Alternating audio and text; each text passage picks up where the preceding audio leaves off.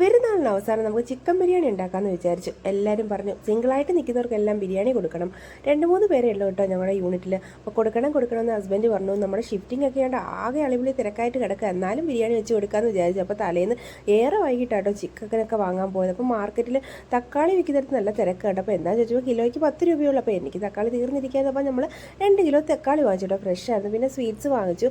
പിന്നെ ഇതുപോലെ ഗിഫ്റ്റൊക്കെ ഇവിടെ ഇങ്ങനെ, അതായത് സ്വീറ്റ്സ് ഒക്കെ ഇങ്ങനെ വെച്ചേക്കുന്നത് കാണാം, ഗിഫ്റ്റ് കൊടുക്കാൻ നല്ല രസമാണ് കേട്ടോ. പിന്നെ രാവിലെ ഇതിന് നമ്മുടെ യൂണിറ്റിൽ നിന്ന് നമുക്കിതാ ഈദിൻ്റെ സ്വീറ്റ്സ് കിട്ടിയിട്ടോ. ഇത് സ്വീറ്റ്സ് ആട്ടോ, കാജു പത്രിയാണ്. അപ്പോൾ എല്ലാവർക്കും ഇങ്ങനെ കൊടുക്കും കേട്ടോ. ഈദിനൊക്കെ ഇങ്ങനെ സ്വീറ്റ്സ് കിട്ടും. ദീപാവലിക്ക് ഓരോ പാക്കറ്റ് സ്വീറ്റ്സ് കിട്ടും. നല്ല കൈകളായിരുന്നു കേട്ടോ തന്നത്.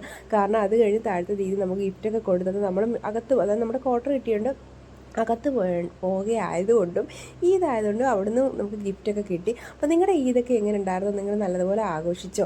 അപ്പോൾ എല്ലാവർക്കും എങ്ങനെ, എല്ലാവരും സുഖമായിട്ടൊക്കെ ഇരിക്കുകയാണോ? അപ്പോൾ നമ്മളിങ്ങനെ കൊച്ചു കൊച്ചു ആഘോഷങ്ങളും ഫുഡ് വെച്ച് കൊടുപ്പൊക്കെ ആയിട്ട് ബിസി ആയിരുന്നു. പിന്നെ ആകെ ക്വാർട്ടർ ഷിഫ്റ്റിങ്ങിൻ്റെ അവിടെ ഇവിടെ സാധനങ്ങൾ ഇങ്ങനെ കിടക്കുകയാണ് കേട്ടോ. അപ്പോൾ നമ്മുടെ വീഡിയോ ആദ്യമായിട്ട് കാണുന്നവരൊന്ന് സബ്സ്ക്രൈബ് ചെയ്ത് സപ്പോർട്ട് ചെയ്യണം. നമ്മൾ ഗുജറാത്തിലെ വീഡിയോസും വിശേഷങ്ങളൊക്കെയാണ് ഇടുന്നത്. അപ്പോൾ ഇതിൽ നിന്ന് ഗിഫ്റ്റ് ഇതൊക്കെ ആട്ടോ. നല്ല രസമുണ്ടായിരുന്നു ഈ പാക്കറ്റ്. ഞാൻ സ്മാർട്ട് ബസാറിൽ പോകുമ്പോൾ ഈ പാക്കറ്റ് കാണുമ്പോൾ എന്തിനാ യൂസ് ചെയ്യുന്നത് ഇങ്ങനെ ആലോചിച്ചു. അപ്പോൾ ഇതിനകത്ത് ഇപ്പോഴാണ് മനസ്സിലായാൽ നമ്മുടെ നാട്ടിലെ പോലെ മുതിർന്നവരൊക്കെ ഇങ്ങനെ പൈസ കൊടുക്കത്തില്ല, അതുപോലെ ദീദി ഒരു കവറിലിട്ട് പൈസയൊക്കെ തന്നു കേട്ടോ. പിന്നെ നമുക്ക് മിഠായി ഉണ്ടായിരുന്നു. ഇതിനകത്ത് മരത്തിന് വലിയൊരു കളർ സെറ്റ്. അവൾ നേരത്തെ ഗിഫ്റ്റിൻ്റെ കാര്യം അവിടെ ചെന്ന് പറഞ്ഞത് കൊണ്ടായിരുന്നോ അതോ അതിന് മുമ്പേ ദീദി വാങ്ങി വെച്ചേക്കാന്നോ നമുക്ക് അറിയത്തില്ല കേട്ടോ.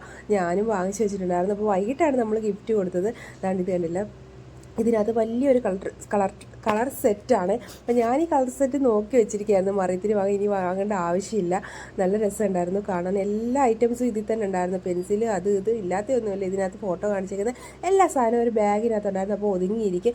എൻ്റെ മറിയത്തിനാണെങ്കിൽ എന്തെങ്കിലും സാധനം കിട്ടി ഇങ്ങനെ അടിച്ച് പിടിച്ച് കളയണം, അല്ലെങ്കിൽ ഇങ്ങനെ സൂക്ഷിക്കാറേ ഇല്ല. പക്ഷേ ഞാനിതെല്ലാം എടുത്ത് സൂക്ഷിച്ച് വെക്കും കേട്ടോ. ഞാനിങ്ങനെ പുറകെ നടക്കുന്നത്. അപ്പോൾ നമ്മുടെ ബിരിയാണിയൊക്കെ സെറ്റായിട്ടുണ്ട്. അപ്പോൾ 2-3 പേരേ ഉള്ളൂ കൊടുക്കാൻ, അവർക്കൊക്കെ കൊടുക്കണം. നമ്മുടെ തട്ടിക്കൂട്ട് ബിരിയാണി കേട്ടോ. ഇച്ചിരി കളർ കൂടി ഞാൻ ചേർത്തിട്ടുണ്ട് കേട്ടോ. ഇച്ചിരി കളറായിക്കോട്ടെ, ഇതൊക്കെയല്ലേ എന്ന് വിചാരിച്ച് ഒന്നും ചേർക്കാറില്ല. ഞാൻ മഞ്ഞപ്പൊടി മാത്രം ചേർത്ത് തട്ടിപ്പൊത്തി എടുക്കാറാണ് പതിവ്. പക്ഷേ ഇന്ന് കളറൊക്കെ ചേർത്തിട്ടുണ്ട്. അപ്പോൾ മറിയത്തിൻ്റെ ഫ്രണ്ടാണ്, ഇന്ന് ബെസ്റ്റ് ഫ്രണ്ടാണ്. എപ്പോഴും രണ്ടുപേരും കളിയെ ഇവിടെ ഇട്ടിട്ട് നമുക്ക് അകത്ത് പോകണമല്ലോ എന്ന് വിഷമം മാത്രമേ ഉള്ളൂ. നമ്മളിവിടെ സെറ്റായി, എന്നാലും നമുക്ക് അകത്ത് പോകണം, അതാണ് സേഫ്. അപ്പോൾ വൈകിട്ട് വന്നപ്പോൾ നമ്മൾ ഇതാടെ കൂളറൊക്കെ ശരിയാക്കാമെന്ന് വിചാരിച്ചു. ഇവിടെ നമ്മുടെ ക്വാർട്ടറിൽ കിട്ടുന്ന കേട്ടോ. ഇത് മൊത്തം ഉപ്പാണ് ഇതിൽ.